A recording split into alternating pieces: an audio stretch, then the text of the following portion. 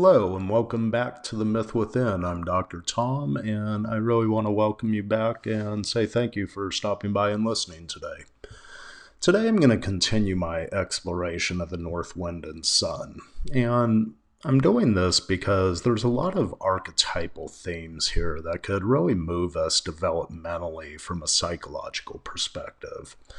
The three archetypes present in the North Wind and Sun are really the traveler as being this representation of self, the North Wind as being that morally commanding and prohibiting force common to the Father archetype, and the warm Sun also being the more warming, loving, grateful type common to the Father archetype.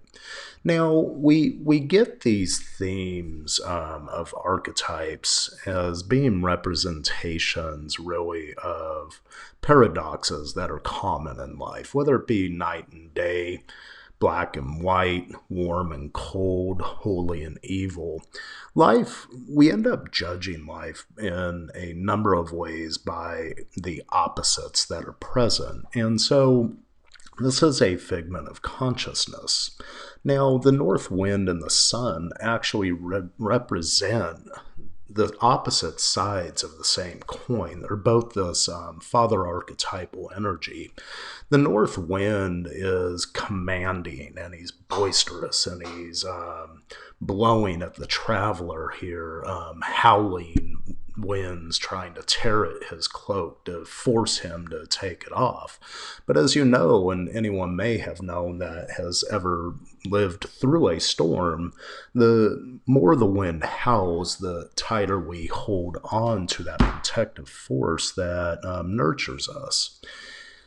On the flip end, the Sun, in his warmth and his wisdom, his loving kindness, just gently beats down. There's absolutely no pressure here. The Sun slowly begins to shine, and in his efforts of gentleness and kind persuasion, what in Buddhist philosophy would be called loving kindness, the traveler begins to feel the heat from within and slowly begins to take off his cloak. Now, when we deal with the morally commanding father, the prohibited father, this reminds me a lot of how social media in general, really portrays the winds of change. The winds of change are all around us, and of course they are. Winds surround us and they're destructive forces by nature. However, in this wind of change, there's really not much change that really happens. It really does tend to sweep away the debris that covers up the psychological treasures within. But if you look at it from a perspective of loving kindness, you could begin to see that the hidden treasures were always there in the first place. It just swept away what was covering it. And so when we look at the idea of the morally commanding wind in this process and it whipping around trying to vie for the attention of the traveler, it ends up really just holding on to the same old patterns that made us be in the first place. The traveler never lets his cloak up. He never lets his guard down. Whereas the Sun, he just gently beats with patience, allowing for growth to occur. Life. A little bit of heat. Maybe some passion. And that's where the traveler feels comfortable enough to let go of his cloak.